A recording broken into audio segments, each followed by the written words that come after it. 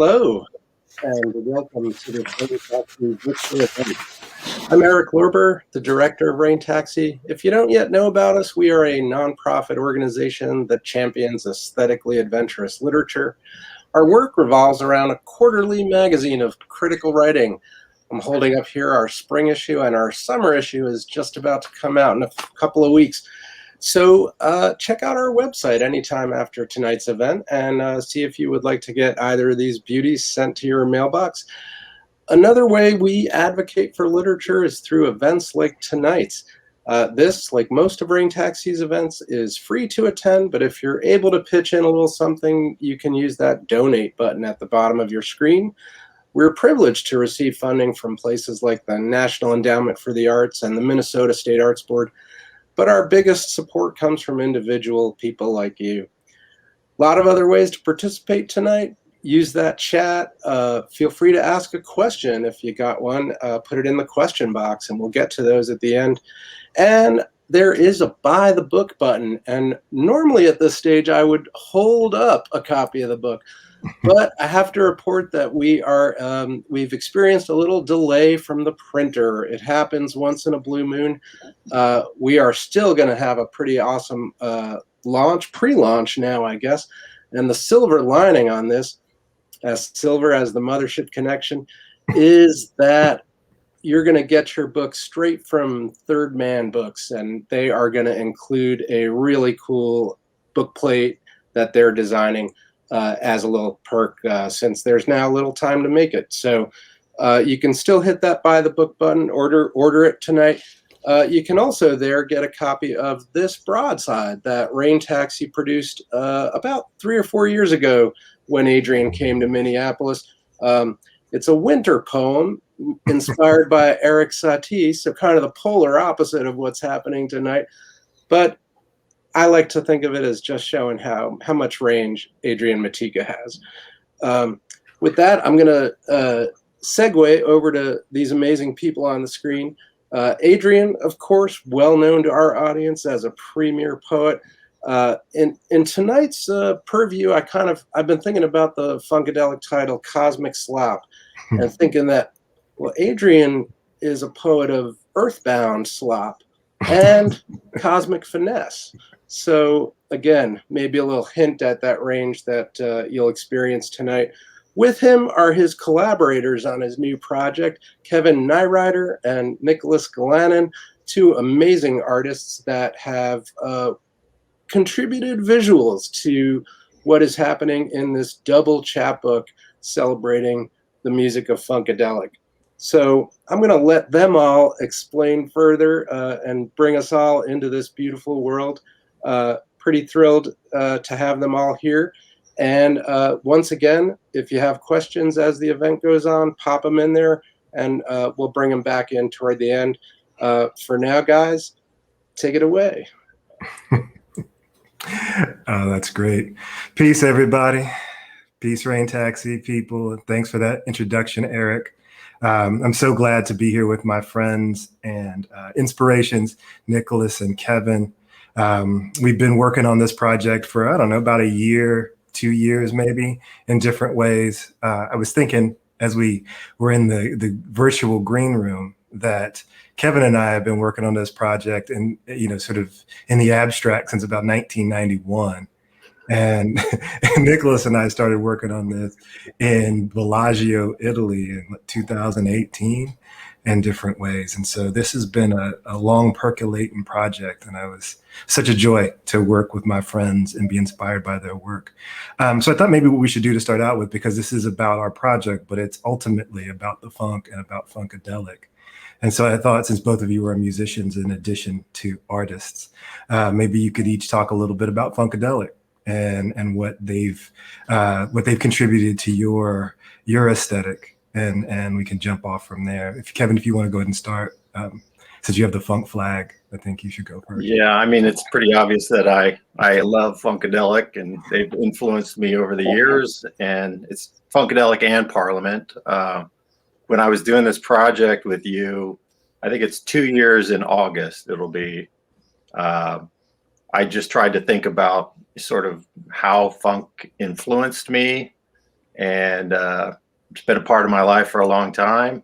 Got me through some sort of hard scrapes, and I appreciate everything that Funkadelic put on the planet, and it inspires my visual art, inspires my music. So I mean, it's just I have so many projects that are funk based that I sort of eat and breathe and sleep the funk. So that's a good place to be, man. To be just sort of consumed with the funk. And I should also mention before we dig into Nicholas that Chet YZ, the editor at Third Man, has been incredible and sort of let us go, just get loose on this stuff in a way that I think honors the funk, honors Funkadelic, and also our individual visions. So it's a way of life for you, Kevin. What about you, Nicholas? Man, I remember you inviting me into this project, and just that alone was such an honor in its own right, based on what your work is, based on what this work is covering.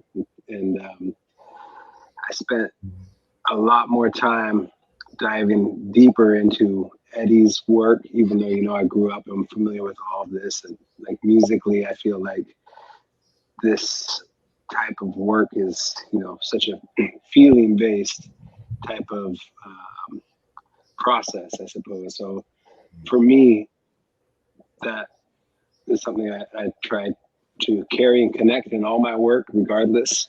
And I think,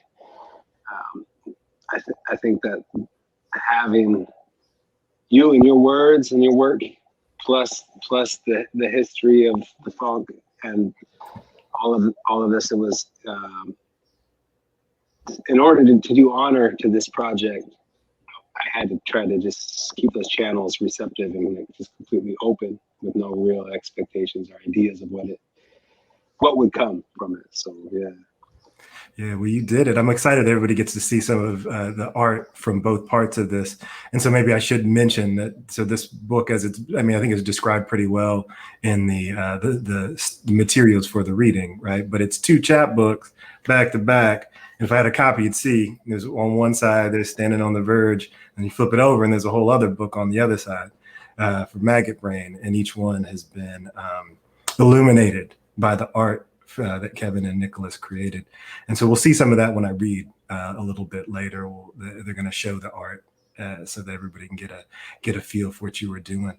Do you think that there's something about this, this music? I mean, because we're both incredible musicians, and this would be a good chance to talk about your new album too, Nicholas. I think all of it kind of ties together. But do you think that there's something about the creation of this work that maybe has changed the way that you even think about your music? Is this something do you have that kind of symbiosis in your process? Like what you're painting informs how you play and what you're composing? Definitely. The whole process, even just working with you, has changed the way I think about, words and experiences. We spent a month or so in Italy, every day. I got used to just being able to converse and exchange. Yeah. And that's it's been such a valuable experience for all of our ideas and stuff. So, yeah, I mean, I don't set boundaries around anything. I don't put boundaries around visual art and music and, every aspect. So I feel like I think it all comes from the same place. So yeah, I hear that, man. I hear that. What about you, Kevin? Because I know you've been doing these things. I remember when we were in college and you're like, what, I'm going to be an amazing guitarist and an amazing painter and all these things. And I was like, what are you talking about, man? Like, you got to focus on one thing. Like, it's so hard to make one thing. And so here I am, can't play an instrument to save my life because all I did was focus on poems. Meanwhile, my man Kevin is out here just like Nicholas doing 14 different things with dexterity. And it's beautiful, but also I'm a little bit of a hater because I should have probably just listened back then. So you want to talk a little bit about this, Kevin? What is your process like, man? Like, how does all this feed you? I think it's different every time. I mean, I never really did abstract art until this book. And that was based off of the challenge that, you know, an old acquaintance of mine said, you know, you never do abstract. And I took that as a challenge. So that was one of the sort of iterations of this book, was do complete abstraction. And that's out of my comfort zone. But I think it's good to get out of your comfort zone and continue to, you know, challenge yourself. And last year I spent a lot of time, you know, working on music and art. And generally it's more about music. You know, I get up and all I think about is music, you know. So, and funk is so, I said the other day to a friend that I was a funk purist, and he was like, what's that? And I was like, oh yeah, you gotta know about the funk to understand. But, you know, it's I take it very seriously. You know, we have some great musicians that I'm influenced by: James Brown, you know, Funkadelic, Sly and the Family Stone, you know, all these guys put it down, and now they're, you know, they affect my generation and even my kids' generation. You know, my kids know about it. So it's just going to be something that gets handed down. And I think it's also about letting go too. You know, funk it's not uptight. It's letting loose, you know. And I think the projects that we worked on over the years, it's kind of spontaneous.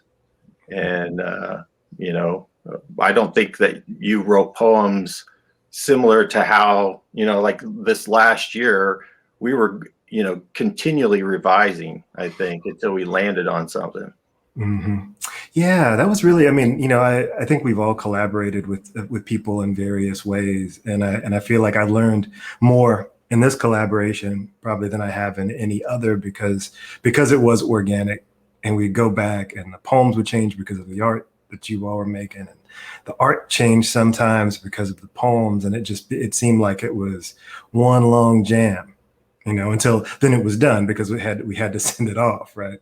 There's nothing good, right? I mean, there's nothing good about COVID and about the way that we all kind of got shut down. But if I was going to try to find a silver lining, it gave us a little extra time to think about these things differently and to immerse in it in a way that, you know, when I was teaching and having to drive to Bloomington every day or whatever, that's not a space that's necessarily conducive to creation. But being stuck here, I had no choice, you know.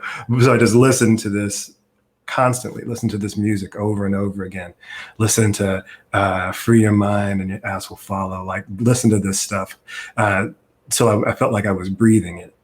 Yeah. You know, and then, that was the other thing, is that for the last, whatever, almost 2 years, whenever I worked on this stuff, I'd only listen to Funkadelic and Parliament. Like I would only listen to that. And I think it, you know, seeped into my head. You know, you can't get away from it, right? You know, it's one of those things that I remember from one of the psychology classes back in the day. They talked about how, you know, everything we've heard or experienced is somewhere in our brains. We just have to be able to unlock it, right? And so all that immersion in funk, all that immersion in the, like, sort of the language, like the vernacular of Funkadelic, has to change something, right? Like I was listening to Indian Yard, Nicholas, trying to figure out where, like, because where is he? I said, where's Eddie Hazel in here? And you know, and I kept thinking I was finding little places where he appeared in these riffs and things like that. Yeah, man.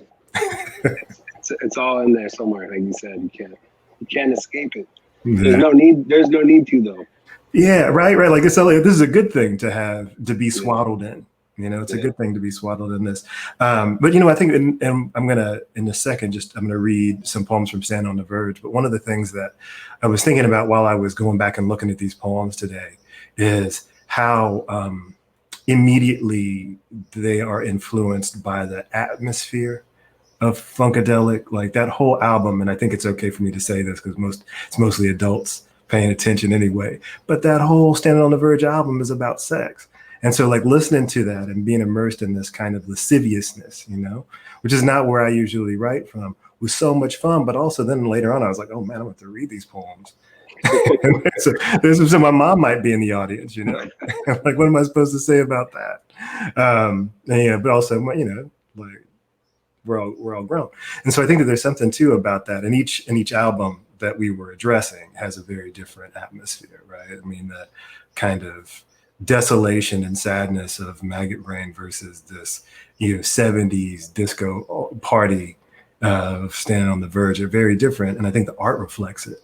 And so I'm excited about that part. So maybe I'll read a few poems from Standing on the Verge, and we can show some of Kevin's work, and we'll come back and talk a little more. And then I'll read some poems from Maggot Brain, and we can look at some of Nicholas's stuff.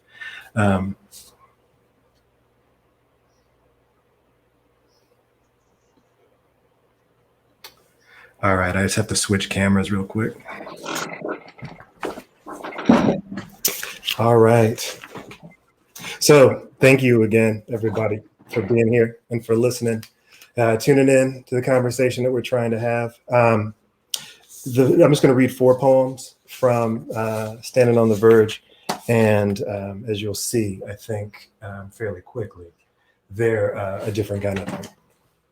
This one's called Red Hot Mama. They all have the same titles as the songs that they were inspired by.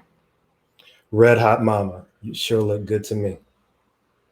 I see you stamping around the luscious corner in leopard print boots and thigh wonder, me full of intent at the sight of those metronoming hips.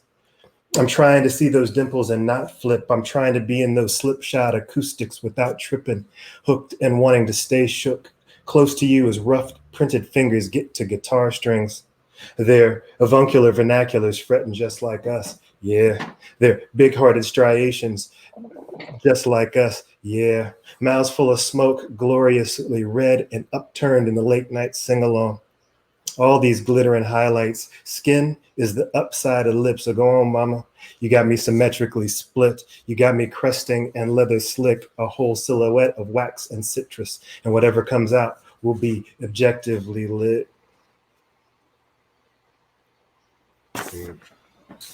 I'm glad you get to see Kevin's work too, some of the abstractions that he was talking about. This is called Sexy Ways. There you are, all up in the luminosity of my hamstrung and lucky morning. Somebody's about to get bent out here, probably me. From Indy to that bit clean ocean where blues contiguously move upside down. From the churlish white river back to the brown curls of Detroit humidity. I've been waiting for this my whole solo career. In a rented house, the light just right on galaxies of ribs and wrists. In the hypnotic house, awash in brass bodies like an ocean of coins and notes. Like the time I lost my undropped acid on the carpet, I'm on my knees again, searching the ceiling for familiar prophets, reoccurring secrets. No choice but to slap you on your tambourine and hope we both like it. My tasteful and unflappable wants are as stretched and as inelegant as the blindfold that clinks in the back of the song, and I want it in its generous little symbols. Tambourines. I should have said that all these poems are like 1 page long because we had this idea to make all the pages of the book pull out, like take them out as kind of broadsides. But in the end, we decided not to do that because it would be a mess. Standing on the verge of getting it on. It starts with big frisks and half-disc days, cavalcade of wants, slim decollages all up in the affluence of forgetfulness. The haberdasher forgot a necessary button, and now the ready body talks through the space between zippers. This land of shiny unbuckles and high heels, geography of I like it so much, topography of I want it so much as we walk up the backside of a troubled cleft. It's an actual epistle. Seaside with the heavy clouds, slick sunbathers minding their own libidos, hair ties high-noting wrists in the long arch and excavated bites in the land of rough play. Red and smitten by a bright lake, a city of fights right behind us. These sticky trees burning beautifully, these edged pea-on-me's at the ledge of decency. Sometimes a tongue trips and it feels like a slip down the throat of a handsy trumpet. I still don't know how it ends. Leather reliquary in my thin falsetto, maybe your hips looking like a couple of question marks just about to hook up. All right, so this will be the last one of these I'll read, and we'll talk a little bit about Kevin's art. It's called Vital Juices. It was like an outtake of Red Hot Mama that they attached to the end of the album. Vital Juices. for Eddie Hazel. Some things stay red hot and symmetrically split, yeah, vital and slick, yeah, a whole silhouette of smoke flipped around itself like a tongue stuck in a fishnet of sweet intent. What an aberrant flock of us, what an absolution pretending to be patient, minutes before alchemy makes a guitar where the tongue should be, indents in both sides of the spine's directive, half circled into a hand-drawn sky between skirt, grip, and hem. Incantations of hair, dimpled spectaculars on the low back. What an exquisite Saturday. Backlit by the stoplight where the get loose strata better be. And the glint thick insidious slit stomachs and the congas ass slapped octave in the backlit strobe. In the backlit strobe. Yeah.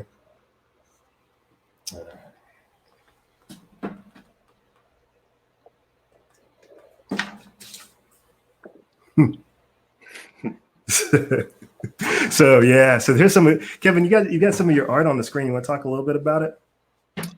Well, I was talking in the green room to the guys about how we kept iterating on ideas, and the first idea was kind of an homage to Pedro Bell, and I ended up doing almost like a 3D version of the album cover in a room in my house. And it just kept growing and growing and growing. And you could see one of the characters from that behind me. And then we did a series of tarot cards as a concept. And then I went completely abstract because, as you said earlier, you know, the album's pretty much based on sex. And, you know, that's problematic visually. You know, I can't sit around and work on this for a couple of years with my kids around. So I went to, I did abstract, and then I've seen Funkadelic a couple of times. And one of the shows I saw here in Seattle was, I was right up against the stage. And, you know, if you've ever seen a Funkadelic show, there's like 100 people on stage. So I tried to sort of represent, you know, people almost on top of each other. And ended up doing about 48 paintings. You see some of the panels on the cover. That's kind of how they looked when I was painting them. But then the abstraction was completely around the outside, and that helped dictate the compositions of the other ones. So it was almost like a gigantic puzzle. Yeah, because that's what it would have ended up being, right? If we would have stuck with that idea of having these detachable pages. That would just, I mean, I think we were stone sober coming up with these ideas, but that is one high idea. You know? Yeah, I mean, let's just make this thing that's going to be a puzzle and expect people to be able to put it back together somehow. Yeah. You know, I mean, ideally the pieces, you know, exist on their own, or most of them do. I think the ones that ended up in the book, you know, I think everybody got a sort of a say in, you know, what was going in. And another thing was, I think when we first started, the book was maybe about 48 pages. And then the longer you worked on it, I think you condensed it. And then I kept making art. So I was going one direction, you were going the other. But it, you know, it worked out. Yeah, it did. It's funny because I've been thinking about too, and this is something that is also going to show up in Nicholas's work, is that there's something really revolutionary and political about Funkadelic and about funk music, even as we're talking about the sort of sexual revolution of this album. At least for me, as I was trying to write about it, you know, like, man, this is never something that I write about. Not because I don't think about it all the time, but because I just never tried to articulate it in a way poetically, right? Like to try to make something beautiful out of this very complex action that we're all, you know, many of us are involved in. But, you know, so do you think, I mean, I guess also while we were doing this, the protests were happening, like all of this stuff was going on in the world. And I think the work in its own various ways reflects that, you know? Yeah, there's a lot of chaos. I mean, definitely in this work. And there was a lot going on. And I remember conversations we were having with Third Man, and that kind of sparked the second body of work. So you do have, I mean, is there, I don't know if we can actually see it or not, but do you have the, like, part of the funk shrine with you right there? Just the only piece I have is that piece that's behind me. Yeah. The rest are scattered throughout the house. So Nicholas, this was this like actual shrine with all these various pieces. It was basically the cover of Standing on the Verge of Getting It On rendered in 3 dimensions. Oh, So wow. like this little, it was like an island of characters from the thing. And I'm doing a poor job. It was so wild. I think I think it exists somewhere though in video, I think, right, Kevin? There's a video that Third Man had. Yeah, there was video, and then I took a bunch of photos of it, but it just didn't translate, like we wanted it to. Yeah, it's hard. I mean, I know you work in sculpture often, so I know this is something that you probably have had to deal with in various ways. How to photograph these totem poles, or how to photograph. Nothing pieces. beats the real thing, right? Yeah. So I mean, so let me ask you this, Nicholas. So I think, Kevin, you did all of this in oil. Was that? No, these were all acrylic. Okay, so all acrylics. What were you working with, Nicholas? I was working with ink, primarily, and then some collage, digital collage. Yeah. I like that. We're about to. I'm going to read some the poems from Maggot Brain to so that we can share some of your work too. Is there anything that you want to say about it before we do? I mean, I was guided by your words and your work, and then this understanding of the music, and largely tried to steer clear of placing any of my own ideas or expectations into what was here, which was part of feeling, like just working on a feeling. And so the process that I chose to work with is very gestural, and that was that meant hanging on to your words. That meant spending lots of time with the music while in process, and even just while thinking about the work, and trying to digest what your work is as well here. So and then just try to get some harmony in there or something, so that it can come together. And so yeah. That's good. I think that's a good introduction for this. So I'm gonna switch cameras again, because I can't read sitting down. Like I wish I could. Like I could just chill out and sit in this chair, but it makes me feel like a newscaster. Like I'm supposed to tap tonight's news. So let me stand up and get into this. All right. Plus, got some stuff over here. All right. So as you can see, this is Maggot Brain, that elegantly designed cover from Nicholas. It's one long poem in sections. So I'm just gonna I'll just pause after the sections, but I'm just gonna read through. They don't have titles. So for those of you that don't know Eddie Hazel, one of the things that derailed his career was his addictions. Various addictions, and so this poem ended up being a little bit about that, in addition to just the extraordinary song that is Maggot Brain. Maggot Brain. Ain't you supposed to be discreet inside this sorry song, like notes made of teeth? Ain't you supposed to skip the wet alley of heartbeats, as many questions as beliefs, before the needle and need? In the brain pan, light fixtures are vacant, as they always are in abandoned houses. Flip of empty switch, notes conscripted and amalgamating, and somebody out there is hoping for a place to glitch. They throw a protest brick made from sound into your amp stack anatomy. They giggle as speaker and preamp tumble intimately. Maggot brain, foil packets crumble the same way. Bend of fingers, bend of brain, arcing and spent lighter light. The knuckles rising behind that twitchy brick are a silhouette of mountainness. Left loves, lost guitar picks, dropped afro picks on the dash to cop, and then from a cop, his nightstick slapping is hip with each broken leap. Big-chested, precipitous escapes down gorge sides as loose rocks follow your scramble through the rivers and glens where animals barely pause while you sprint by in a leather jumpsuit. Feathers still in your brim. The natural haze of escape instead of being here on the nod, hanging on to the guitar neck while the floor drops out from underneath your alligator boot knobs. Some alligators have whole mouths full of teeth, sharp as Saturday, and still end up as shoes. Sometimes necklaces too, swinging the way hungry metronomes do.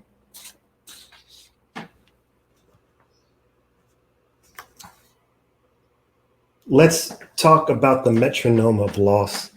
I once had hungry chatter before it got unsustainable. I once beat everything around me like an unrelatable heart. I once started down the skull-browned edge before it got unrelatable and bland. I once had a red hammer in my hand and I played it in the freight car of my singing emancipation. I once had two guitars from a pawn shop instead of feet, and I still couldn't swing.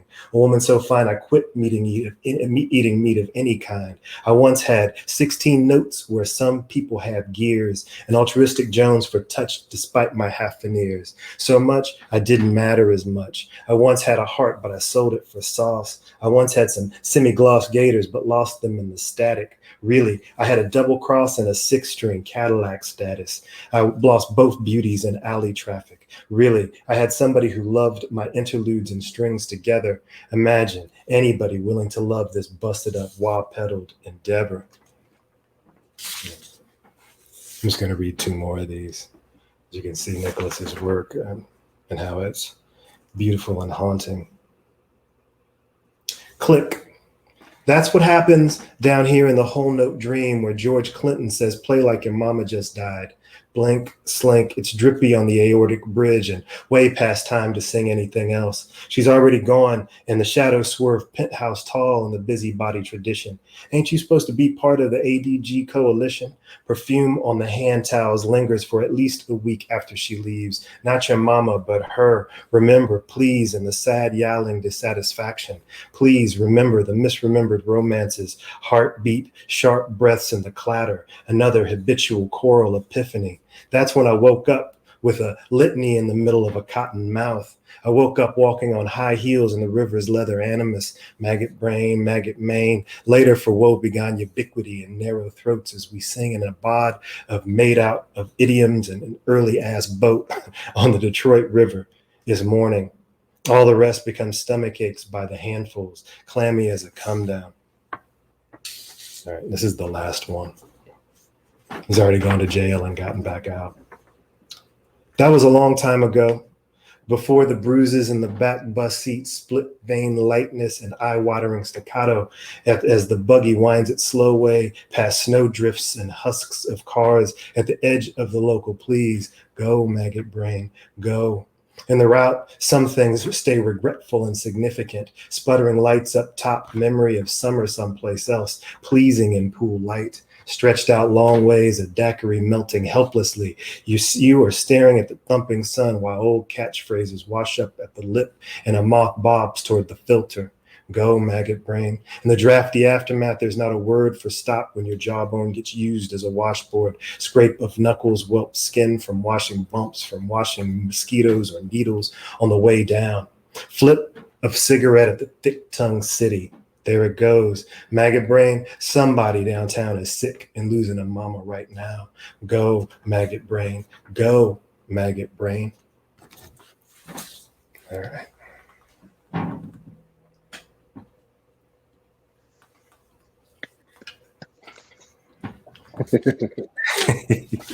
So yeah, you gotta keep going. I want to hear more, man. Man, like it's so wild though to be reading this with the two of you because we talked about this stuff, for so long, worked on it for so long, but I suppose I never actually read any of it. That was never part of what we were doing exactly. It was just me sharing the text and the ideas and us talking about it, but never actually trying to inhabit it. And there's so much rhyme, like I'm talking about it like I didn't write it, but as I was reading, I was like, man, there's a lot of rhyme in here.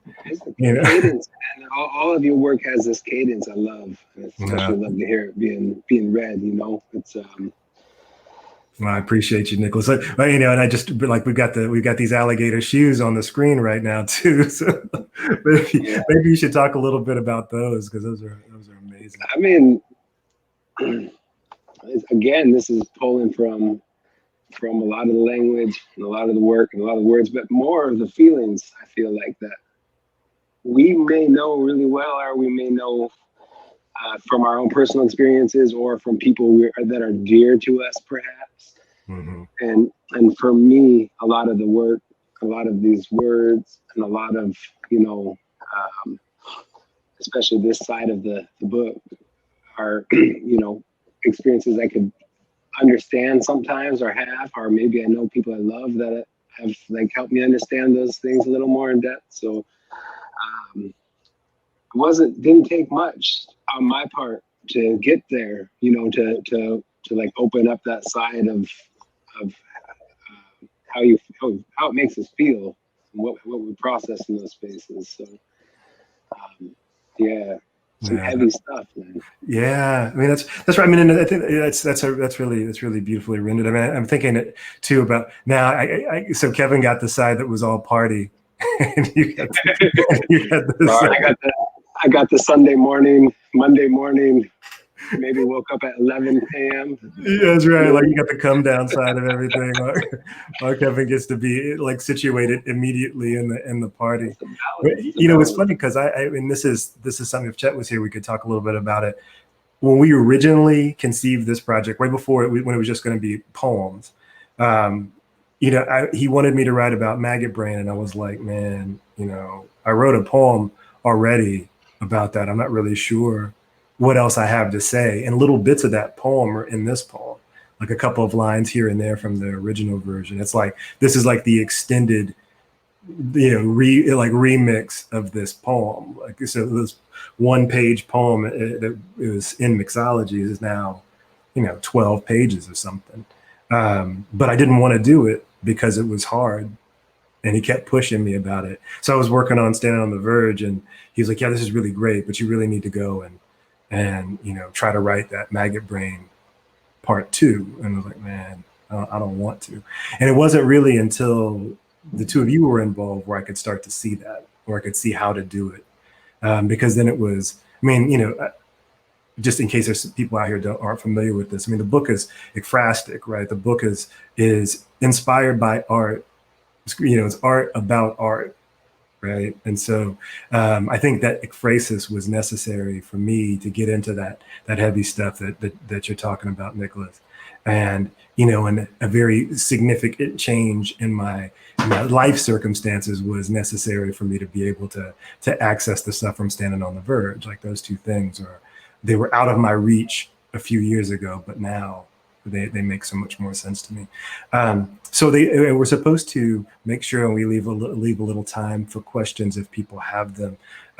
Kevin, was there anything else that you wanted to say about your art before we maybe see if people have questions? No, I wanted to say that, I mean, I'm a fan of yours. Obviously, I've known you for such a long time. I think the thing I enjoy about your work is you've always been able to take two words and put them together and create an entire painting in my head. Mm-hmm. When I see the way you juxtapose certain words together, it's just amazing. No, thanks, brother.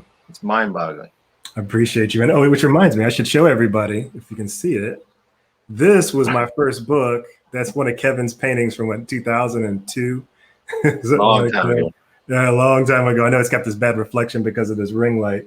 But then also on the wall back there is a painting that Kevin did of the Far Side, Nicholas. So there's a Far Side from like 1994, I think, or 93, something like that. Yeah. From when we were in college.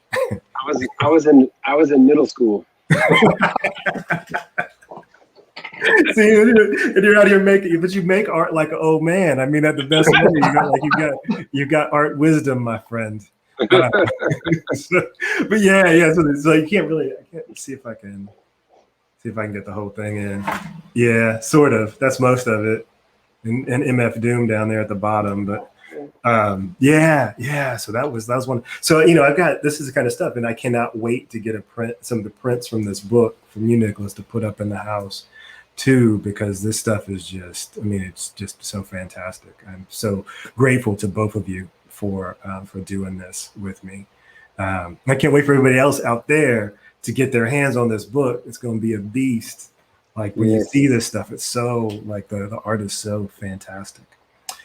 So I guess we should see if people have questions. I'm not sure. I think Eric said he was going to come back and be a part of that. You're muted. There we go. Wow, thanks, you guys. This is really incredible. The kind of shared energy and camaraderie that leads to art, man. It's very beautiful.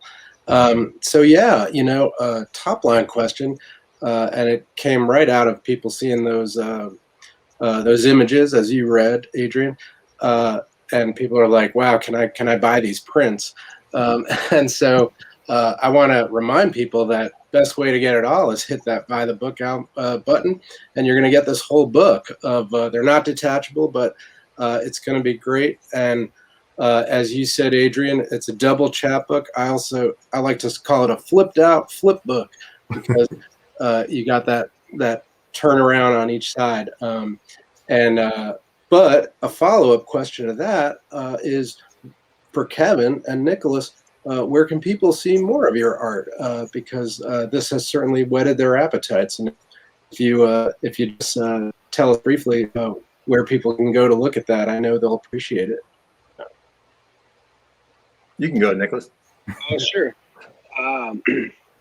I've got some work up around right now in different spaces. I've got work up at the Desert X Biennial, which is in Palm Springs, up till August, which is a big project. We got a music project under my band Ya Tseen, which we just released a record with Sub Pop Records. I'm really excited about.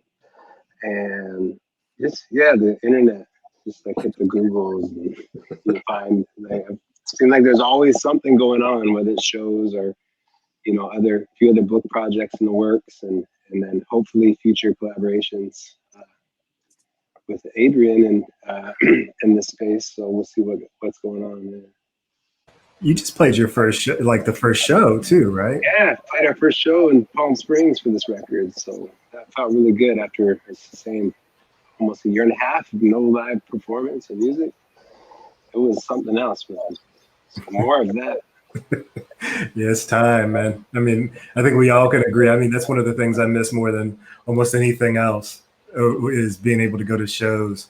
Seeing people. Yeah, all of that.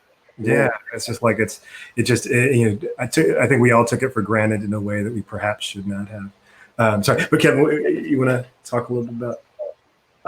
You can find more of my work on my website. It's just my name.com, kevinneireiter.com. I update it about every 5 years. I'll just do a dump of everything I've been working on, but I don't post anything daily, or I'm not on instant on social media. So. Just busy painting. And playing music. Yeah, so there's a bunch of stuff on Kevin's website from the. I mean, I hope it's okay because it's all on the website, so I don't think I'm outing you in any way, Kevin. But Kevin's a huge fan of Halloween, of the holiday. So there's all this really wild Halloween stuff in addition to the I guess art of different kinds that are in there. But I was thinking about that crazy haunted house that you made at some point, and that Frankenstein. It was like 8 feet tall. Yeah. I built things that belong in a haunted house. I'll just leave it at that. Well, great answers, whetting our appetites to see more of these amazing visuals. Adrian, a question for you about George Clinton's lyricism, and kind of that aspect of Funkadelic. And the forms that appear in there, kind of the limericks, the nursery rhymes, the science fiction. How much of that was in your brain while you were writing?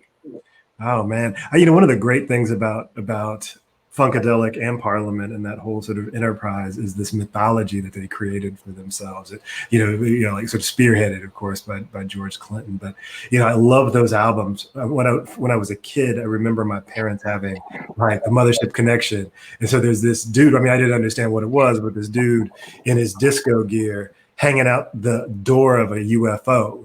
There's George Clinton sitting there, or the Brides of Dr. Funkenstein, where he's got these, these kind of crazy funk Frankenstein women.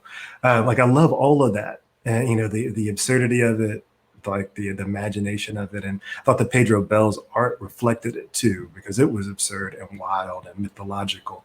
And so I was trying to keep that kind of playfulness, that kind of, I don't know if bigness is the right word, but that kind of the grandiosity of it, at least on one side. And I think in the early versions of it, it was really clear. The poems were much grander. But then when I was trying to make them fit on one page, like Kevin was talking about, I cut out a lot of things that might have leaned more heavily into George Clinton's language.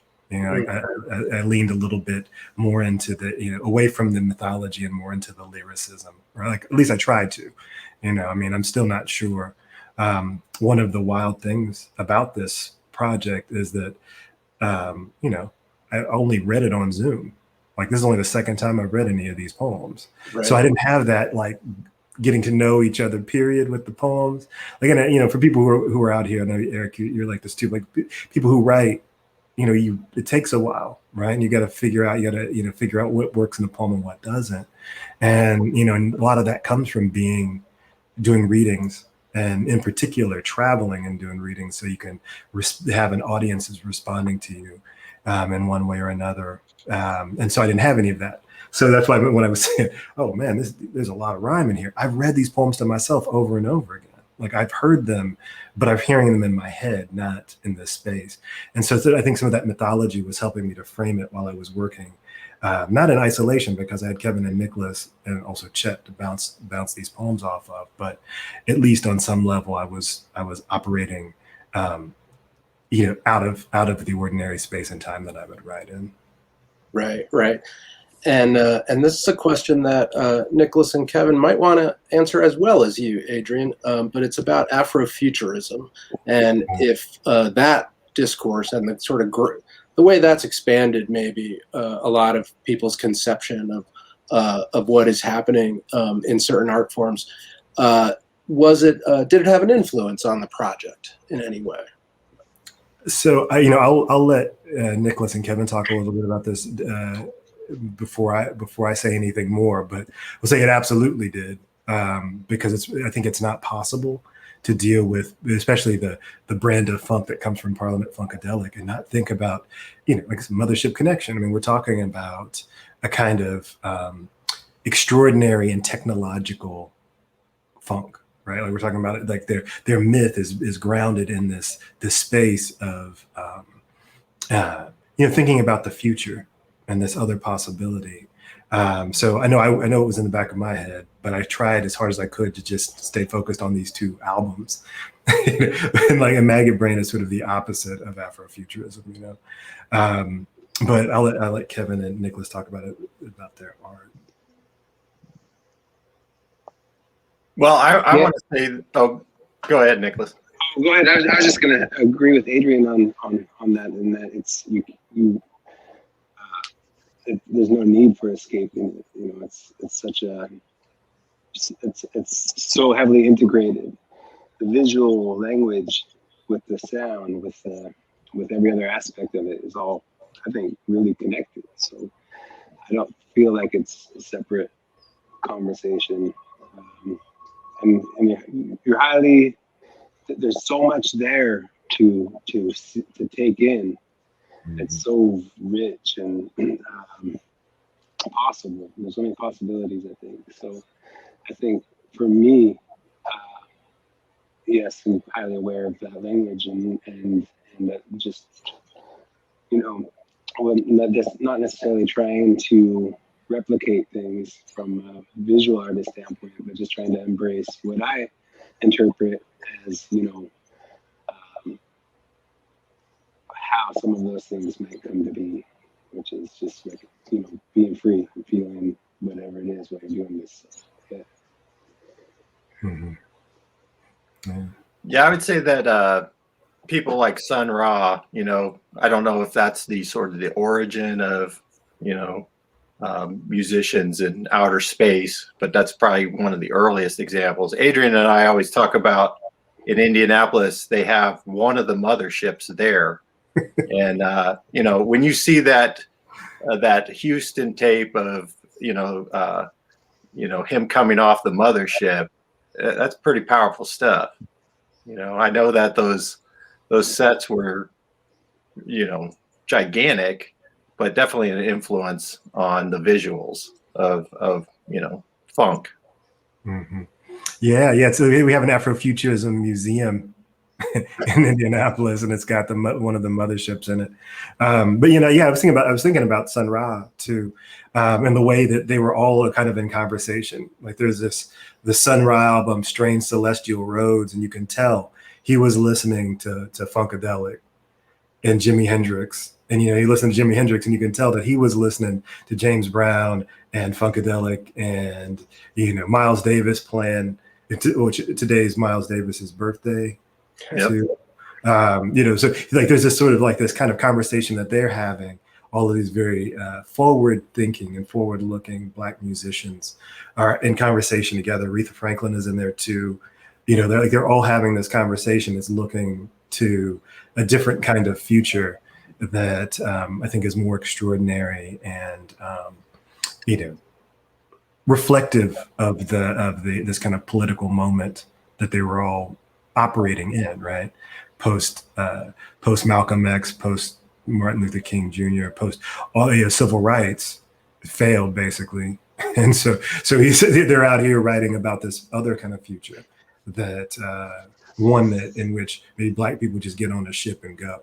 I feel like artists can envision futures that are, more than that are better places than here, that are, they could be guides for us to get there potentially. But like, I think that's a real necessity for a lot of our realities that we live in right now. Yeah. So well said, and kind of leads into this next thing, which comes up a lot when we present people who have collaborated, which is any struggles in the collaboration. And I think this time the questioner might sort of mean as well not only the words and the visual art, but the sort of music part of it too. Was there clash? Was there and if there was, did you have to? How did you work through to make that harmony? Hopefully my experience was the same as everybody else. But I didn't feel like it was like that at all. I mean, it was just joyful work for me. Like it was a real pleasure to learn from Kevin and Nicholas and come back looking at the world differently after working with them. Does this mean you're gonna unblock me on Instagram now? I would say the struggle is that we're distanced away by COVID times, but I think that's a struggle that everybody is in together. So we work with what we can and where we're at. So. Mm-hmm. Mm-hmm. Yeah, I'm just a fan of both Adrian and Nicholas's work. So it was like they kept setting the bar high, and so I try to, it was good competition, I think. Right. Yeah, because that's the other part of it, right? Like you don't want to come with any weak stuff when these two are making all this cool art. Like I don't want to come in with some limericky stuff, So it is. I mean, I think that it operates, I think, within our respective disciplines, but also out past it too, right? And I think we, at least all three of us, are want to be good at what we do. And so, like looking at what other people are doing and saying, okay, I see you.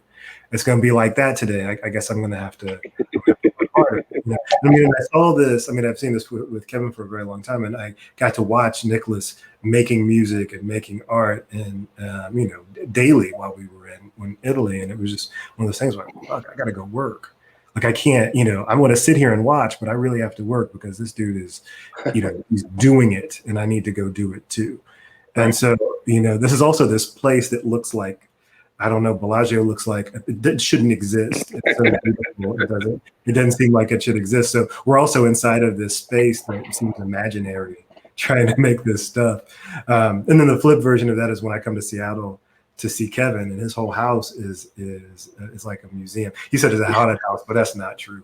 There's a room that, you know, is a little suspect with some skulls and things like that, and but the rest of the house is just it's a you know, an artistic, you know, it's a gallery of sorts, and so it's really great to see. Man, that's great. Yeah, we're getting the feeling from the part we can see there right now. So to close us out, I'm going to ask a question of my own, Adrian, and I hope it's possible. I see you're in a room full of books. You alluded to it earlier, and I know I loved when I first read it, and when I first heard you read it, that original poem "Maggot Brain" that maybe propelled and started this project that is now almost on its way to a complete being through this magical book that Third Man Books is putting out. But would you lay that poem on us if you have it handy? Yeah, you know, I would love to read it, especially because for the reasons you're talking about, but also because it's in this book Mixology, and Mixology today was the day it was published 11 years ago. It's like crazy to me that it's been 11 years at this point. And I never thought, I think maybe this is the case with anything that I was very selfish when I was working on this, and I never thought anybody would ever see it or ever read it. And so when it won the National Poetry Series, I was just knocked out and also very confused. Like, oh, these poems about Fela and Funkadelic and like rap music, they're going to be in the world. What the heck? So yeah, let me read Maggot Brain. That seems like a good way for us to wrap this up. Thank you again, Eric, for setting this up and supporting us, and thank you, Kevin and Nicholas, for your beauty and also your inspiration. So I have to switch cameras again. I'm out here like with a whole studio. COVID is right. It's like this whole situation. All right. So hey, thank you for listening to us tonight, and I hope that you'll pick up this book and be knocked out just like I was by Kevin and Nicholas's work. This is called Maggot Brain. It's for Eddie Hazel, 1950 to 1992. Jawbone used for a washboard, scrape of knuckles, whelped skin from washing bumps, from washing needles or mosquitoes or fish scale rails, maggot brain. Teeth stickling the long dream, click of brain, click of mousetrap on the four-fingered way down. Click. That's what happens when George Clinton says, play like your mama just died. Everything else becomes a handful of stomach aches, maggot brain. The cavity of a jail cell smells like everything a man wants gone. Not funky, but nasty. Not nasty because nobody's trying to shank you in the shower. It's just a big time out with bologna sandwiches and bad fruit. Jail is a mouthful of twitches and aches, maggot brain. Ain't you supposed to rise to the top of this mess like some triplicated heart? Ain't that extra chamber below the frets in charge of breathing? I hear that thing wheezing like a breath still trying to breathe. Maggot brain, somebody, someplace is losing a mama right now. Go, maggot brain. Go, maggot brain. Thanks, everybody. Oh, man. Fantastic. Never going to get tired of that. Thank you, Adrian, Kevin, Nicholas. This has been a joy. For everyone else out there, thank you for watching. And don't forget, everybody's got a little light under the sun. Thank you. Thank you.